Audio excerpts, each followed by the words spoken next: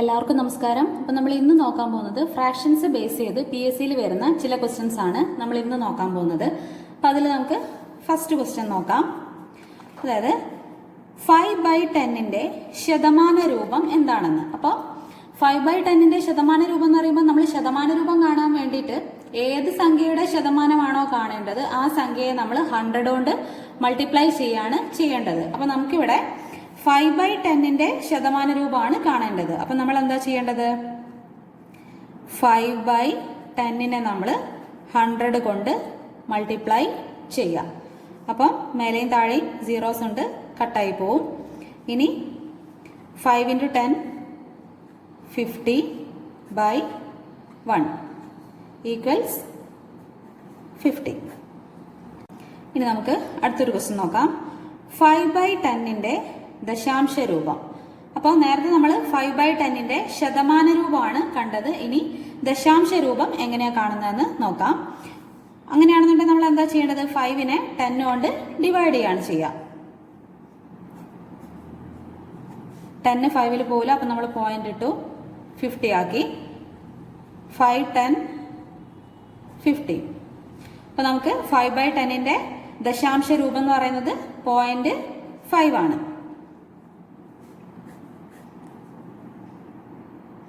നമുക്കിനി അടുത്തൊരു ക്വസ്റ്റ്യൻ നോക്കാം. 4 1/4ന്റെ വിൽക്രമം അല്ലെങ്കിൽ റെസിപ്രോക്കൽ. അപ്പോൾ അതെങ്ങനെയാ കാണുക? ആദ്യം നമുക്കിവിടെ ഒരു മിക്സഡ് ഫ്രാക്ഷൻ ആണ് തന്നിരിക്കുന്നത്. അപ്പം നമ്മൾ അതിനെ മാറ്റി ഇംപ്രോപ്പർ ഫ്രാക്ഷനിലോട്ട് മാറ്റണം. മിക്സഡ് ഫ്രാക്ഷനെ ഇംപ്രോപ്പർ ഫ്രാക്ഷനിലോട്ട് മാറ്റുന്ന ക്ലാസ് നേരത്തെ എടുത്തിട്ടുണ്ട്. അപ്പം അതെല്ലാവർക്കും അറിയാമെന്ന് വിചാരിക്കുന്നു. അപ്പം നമ്മൾ 4നെ ഇൻറ്റു ചെയ്യുമ്പോൾ 16 + 1 17. അപ്പം നമുക്ക് 17/4 എന്ന് ആൻസർ കിട്ടും. ഇനി ഈ 17/4ന്റെ വിൽക്രമാണ് നമ്മൾ എടുക്കേണ്ടത്. വിൽക്രമം അല്ലെങ്കിൽ റെസിപ്രോക്കൽ എടുക്കാന്ന് പറയുമ്പോൾ നമ്മൾ എങ്ങനെയാ ചെയ്യുക? 17/4നെ തിരിച്ചിടും. അതായത് താഴെയുള്ള 4 ഡിനോമിനേറ്ററിലുള്ള 4 ന്യൂമറേറ്ററിലോട്ട് പോവും.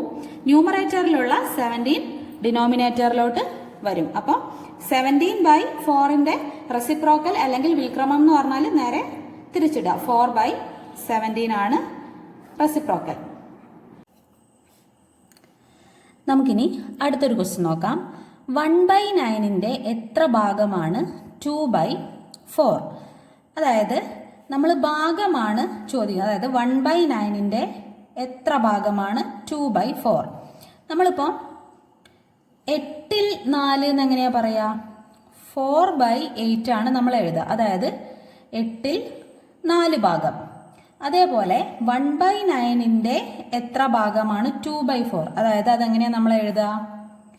1/9ൽ 2/4 ഭാഗം. അതായത് 1/9ൽ 2/4 ഭാഗം. ഇങ്ങനെയാണ് നമ്മൾ എഴുതുക. അപ്പോൾ ഇതിന് നമുക്ക് എങ്ങനെ മാറ്റി എഴുതാം? അതായത് 2/4 ഡിവൈഡ്സ് 1/9 എന്ന് എഴുതാം.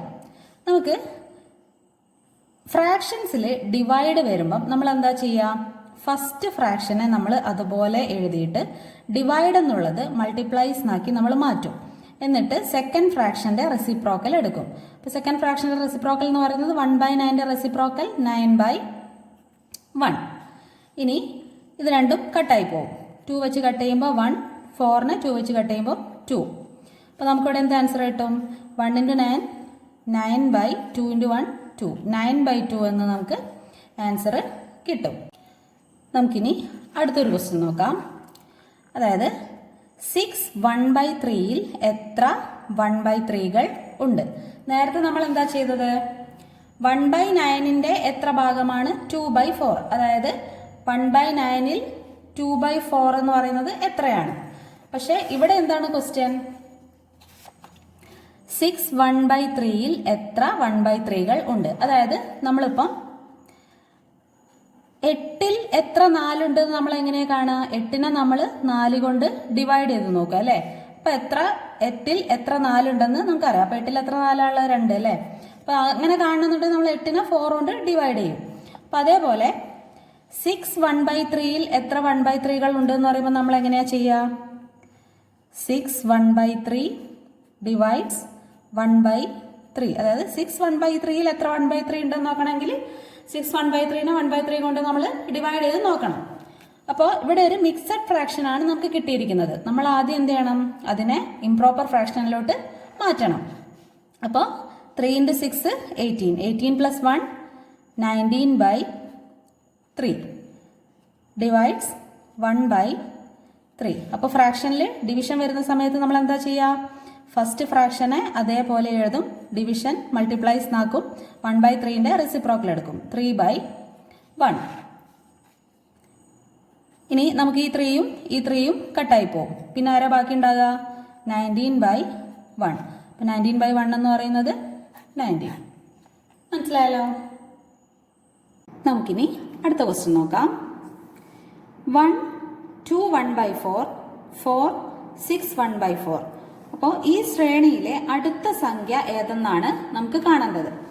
6 1/4 കഴിഞ്ഞിട്ട് ഇവിടെ ഒരു നമ്പർ വരുന്നുണ്ട്, അതാണ് നമുക്ക് കാണേണ്ടത്. നമുക്കിവിടെ മിക്സഡ് ഫ്രാക്ഷൻസ് തന്നിട്ടുണ്ട്, അത് നമുക്ക് ആദ്യം മാറ്റി ഇംപ്രോപ്പർ ഫ്രാക്ഷനിലോട്ട് മാറ്റാം. അപ്പോൾ 1 അതുപോലെ എഴുതി.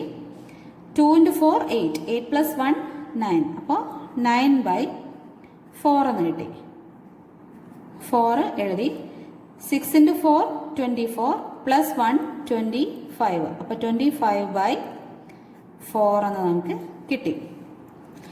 ഇവിടെ ഒരു നമ്പർ വരുന്നുണ്ട്, അതാണ് നമുക്ക് കണ്ടുപിടിക്കേണ്ടത്. അപ്പം നമ്മൾ എന്ത് ചെയ്യുക? ഈ 1ന്റെ സ്ക്വയർ എടുത്ത് നോക്കാം. 9നെ നമുക്ക് എങ്ങനെ എഴുതാം? 3² / 4നെ 2² എന്ന് എഴുതാം. ഈ 4നെ നമുക്ക് 2² എന്ന് എഴുതാം. 25നെ നമുക്ക് 5² എന്ന് എഴുതാം. 4നെ 2² എന്ന് എഴുതാം. അപ്പോൾ നമുക്കിത് കാണുമ്പോൾ തന്നെ മനസ്സിലാവും ഇതൊരു പാറ്റേണിലാണ് വരുന്നത്.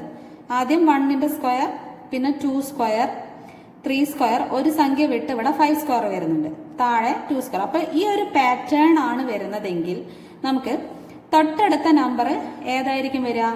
1², 2², അടുത്തത് 3² ആയിരിക്കും നമുക്ക് വരിക, അല്ലേ? അപ്പോൾ 1² എന്ന് പറയുന്നത് 1, 2² എന്ന് പറയുന്നത് 4. അപ്പൊ 3² എന്ന് പറയുന്നത് എന്തായിരിക്കും? 9 ആയിരിക്കും, അല്ലേ? അപ്പൊ അവിടെ എത്ര നമ്പർ വരിക? 9 അല്ലേ വരിക. അപ്പൊ അവിടെ നമുക്ക് 9 എന്ന് ആൻസർ കിട്ടും. മനസ്സിലായല്ലോ? 1 4 9 എന്ന് കിട്ടും. നമുക്കിനി അടുത്ത ക്വസ്റ്റ്യൻ നോക്കാം.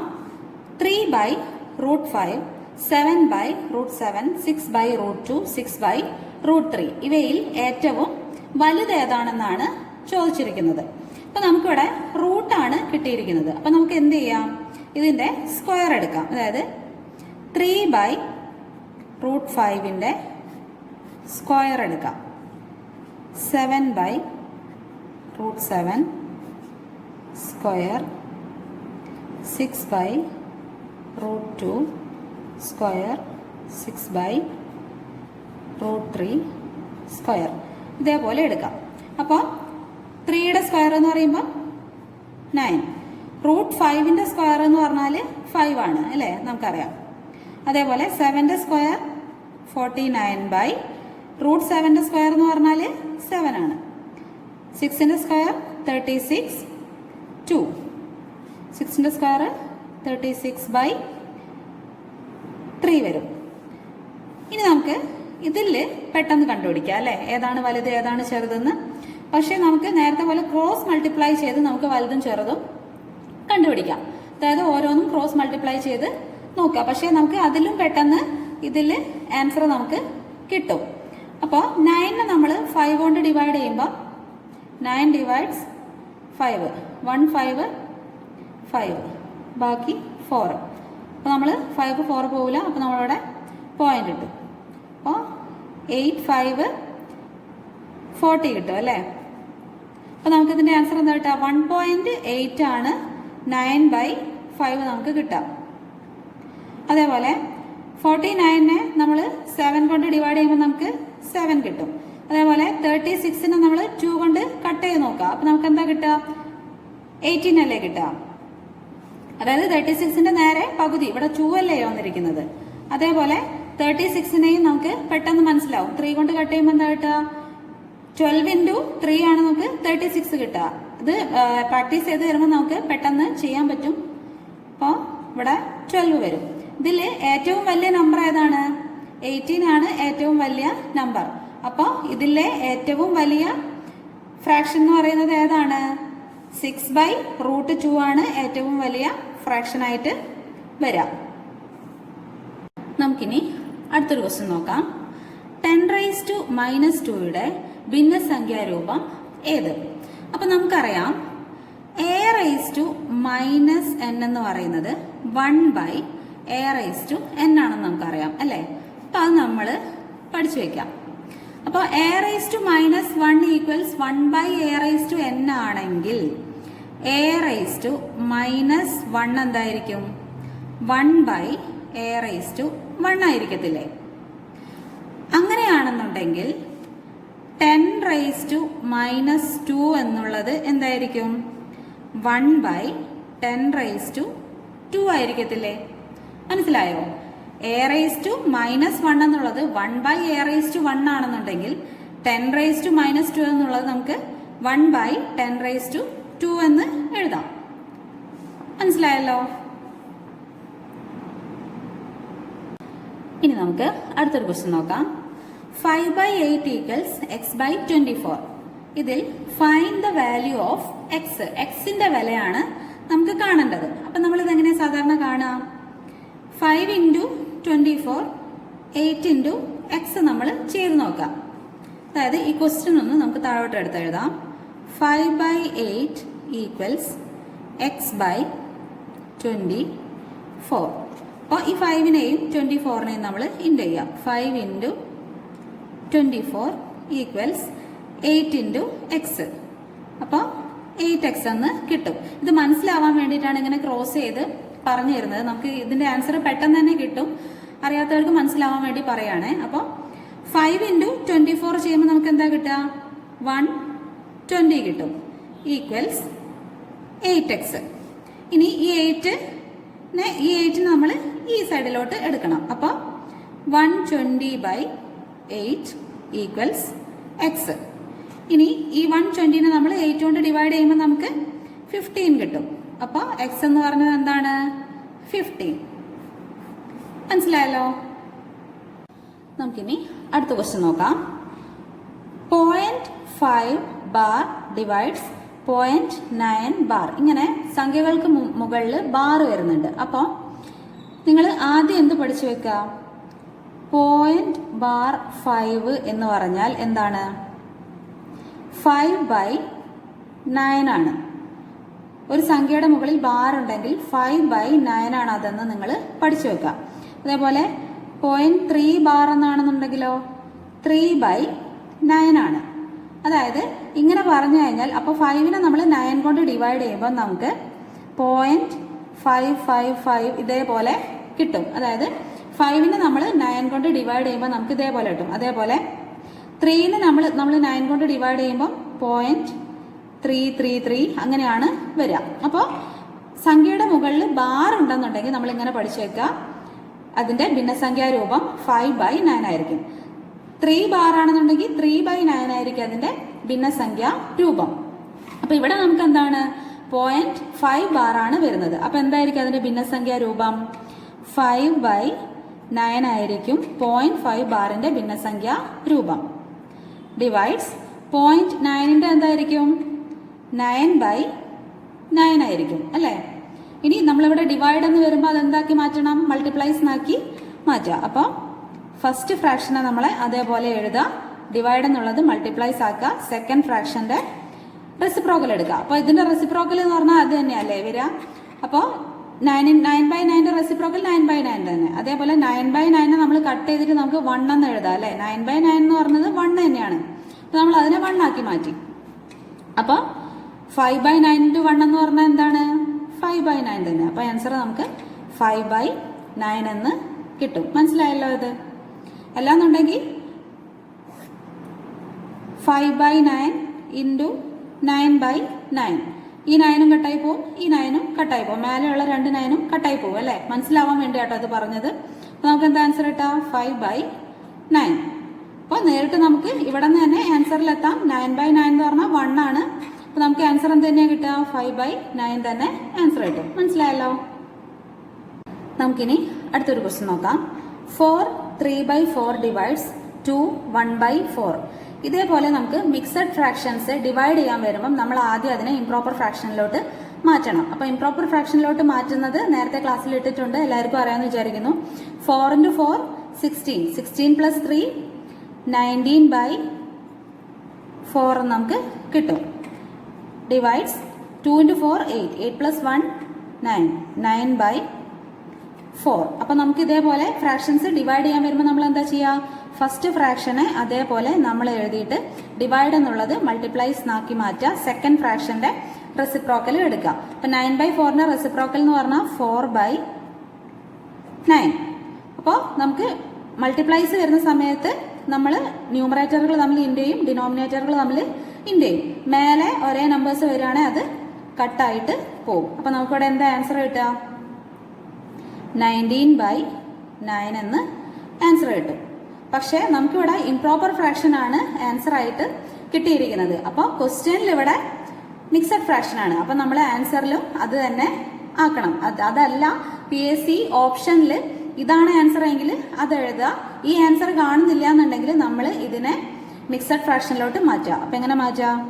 19നെ നമ്മൾ 9 കൊണ്ട് ഡിവൈഡ് ചെയ്യുക. അപ്പോൾ 2 9 18 എന്ന് കിട്ടും. ബാക്കി 1. അപ്പം നമ്മൾ ഇതിനെ എങ്ങനെ മിക്സഡ് ഫ്രാക്ഷനിലോട്ട് മാറ്റുക? നമ്മൾ ആദ്യം 2 എഴുതണം. 2 1/9 എന്നാണ് എഴുതുക. ശിഷ്ടത്തിൽ കിടക്കുന്ന 1നെ നമ്മൾ പിന്നെ എഴുതുക. 2 ആദ്യം എഴുതുക. ഡിനോമിനേറ്റർ അതേപോലെ തന്നെ എഴുതുക. ഡിനോമിനേറ്റർ ഒരിക്കലും മാറില്ല. ഡിനോമിനേറ്റർ എപ്പോഴും അത് തന്നെ ആയിരിക്കും. അപ്പം നമുക്ക് എന്ത് ആൻസർ കിട്ടും? 2 1/9 എന്ന് ആൻസർ കിട്ടും. നമുക്കിനി അടുത്തൊരു ക്വസ്റ്റ്യൻ നോക്കാം. 6 1/4 + 3 1/2. അപ്പോൾ ഇതിൽ മിക്സഡ് ഫ്രാക്ഷൻസ് ആണ് നമുക്ക് ആഡ് ചെയ്യാനായിട്ട് വന്നിരിക്കുന്നത്. അപ്പോൾ ഒന്നെങ്കിൽ നമ്മൾ എന്ത് ചെയ്യുക? മിക്സഡ് ഫ്രാക്ഷനെ ഇംപ്രോപ്പർ ഫ്രാക്ഷനിലോട്ട് മാറ്റുക. അപ്പോൾ നമ്മൾ ശ്രദ്ധിക്കുക, നമുക്കിവിടെ 1/4ഉം 1/2ഉം വന്നിട്ടുണ്ട്. അപ്പം നമുക്ക് അങ്ങനെ ചെയ്യേണ്ടതില്ല. അപ്പോൾ ഇതിൽ നമുക്ക് പെട്ടെന്ന് എങ്ങനെയാണ് നമുക്ക് ആൻസറിലോട്ട് എത്താമെന്നാണ് നമ്മൾ എപ്പോഴും PSCയിൽ ക്വസ്റ്റ്യൻ വരുമ്പോൾ നമ്മൾ നോക്കേണ്ടത്. അപ്പോൾ നമുക്ക് എന്ത് ചെയ്യാം? ഈ 6നെയും 3നെയും നമുക്ക് ഒരുമിച്ചെടുക്കാം. 6 + 3 + 1/4 + 1/2. ഇതിനെ രണ്ടിനെ ഒരുമിച്ചെടുക്കുക. 1/4നെയും 1/2നെയും ഒരുമിച്ചെടുക്കുക. അപ്പോൾ 6 + 3 നമുക്ക് 9 കിട്ടും അല്ലേ? അപ്പോൾ ഇത് 1/4 എന്ന് പറഞ്ഞത് കാലാണ്. അതേപോലെ 1/2 എന്ന് പറഞ്ഞത് അരയാണ്. അപ്പോൾ കാലും അരയും കൂടെ ചേർന്നാൽ എന്താണ്? മുക്കാലല്ലേ? മുക്കാൽ നമ്മൾ എങ്ങനെ എഴുതുക? 3/4. അപ്പോൾ നമുക്ക് പെട്ടെന്ന് ആൻസറിലോട്ട് വന്നില്ലേ? അപ്പോൾ നമുക്കിവിടെ എന്താ ആൻസർ കിട്ടുക? 9 3/4 എന്ന് നമുക്ക് ആൻസർ കിട്ടും. മനസ്സിലായല്ലോ?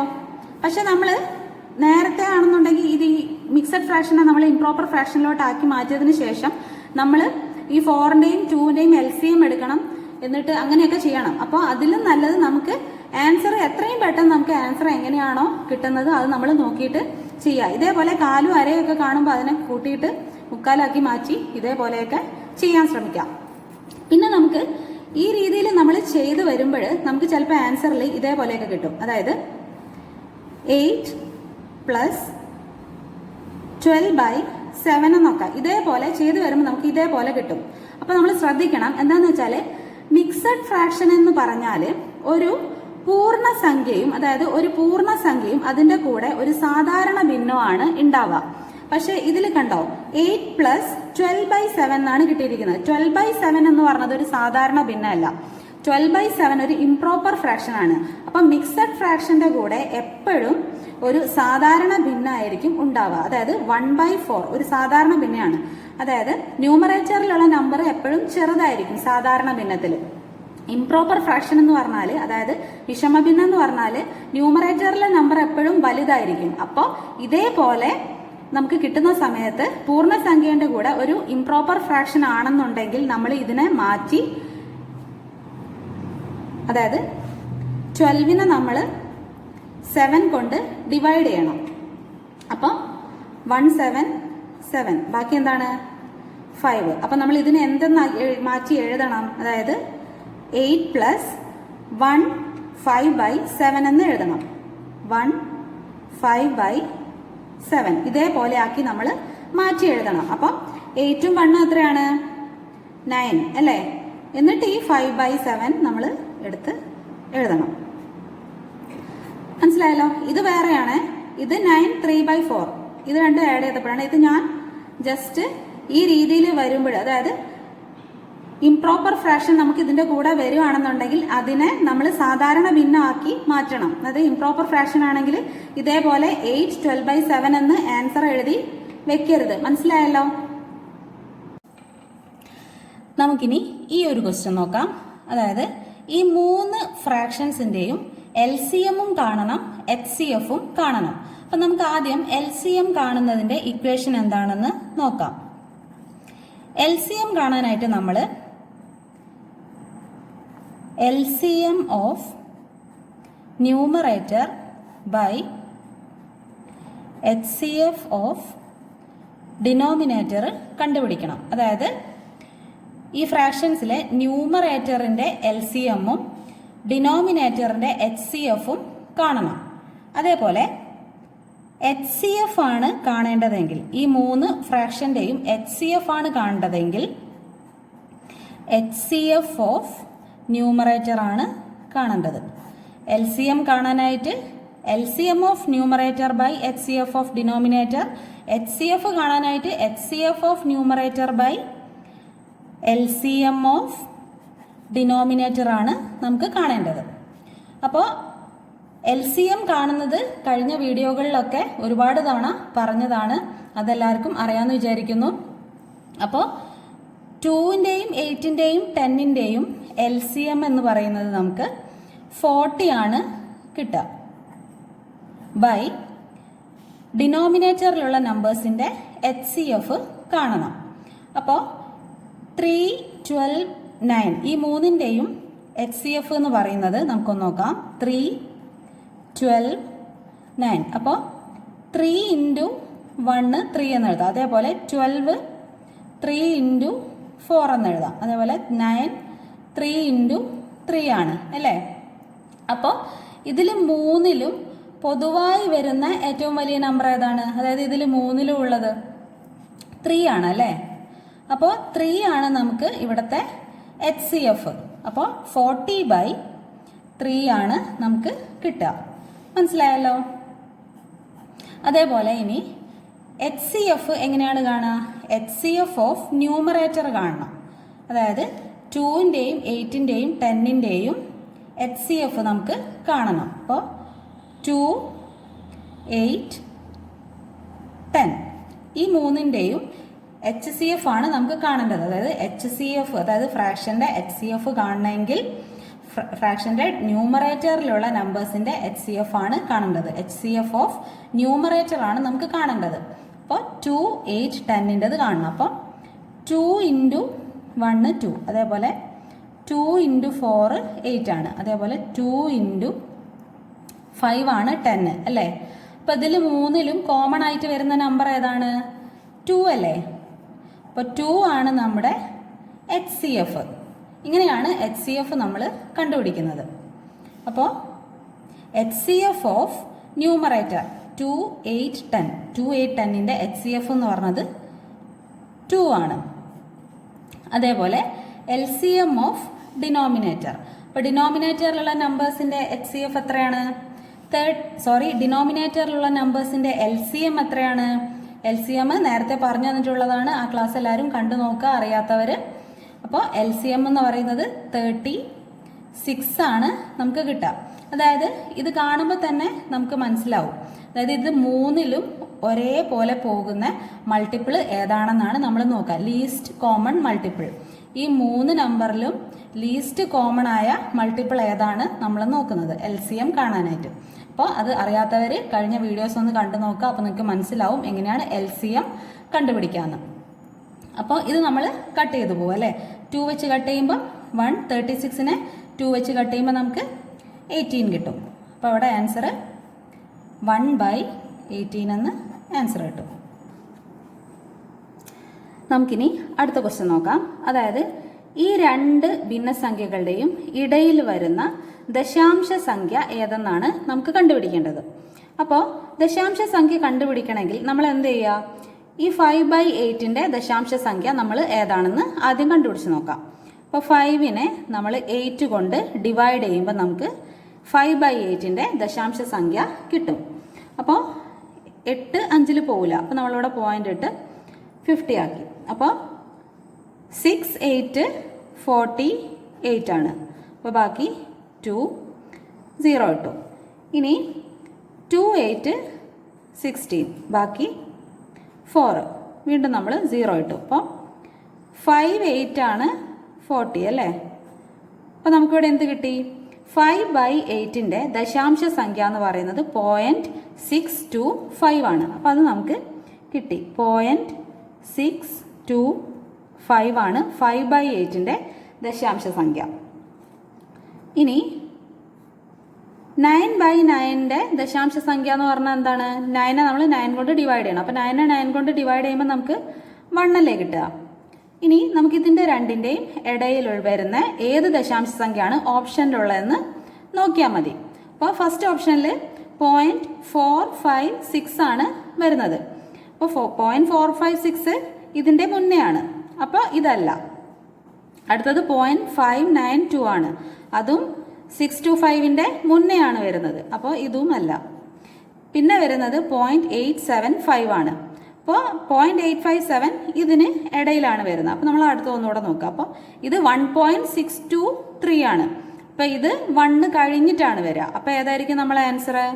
ഇതിന് രണ്ടിലും ഇടയിൽ വരുന്നത് 0.875 ആയിരിക്കും ആൻസറായിട്ട് വരിക. 0.875 ആയിരിക്കും ഇടയിൽ വരുന്ന ദശാംശ സംഖ്യ. അപ്പോൾ നമുക്കിനി അടുത്ത ക്ലാസ്സിൽ കാണാം. പിന്നെ ചാനൽ സബ്സ്ക്രൈബ് ചെയ്യാത്ത ഇതേപോലുള്ള വീഡിയോസ് ആവശ്യമുള്ളവർ ചാനൽ സബ്സ്ക്രൈബ് ചെയ്യണം. പിന്നെ മാത്സ് മനസ്സിലാവുന്നുണ്ടെങ്കിൽ ലൈക്ക് ചെയ്യാൻ മറക്കരുത്. അപ്പോൾ നമുക്കിനി അടുത്ത ക്ലാസ്സിൽ കാണാം. Thanks for watching.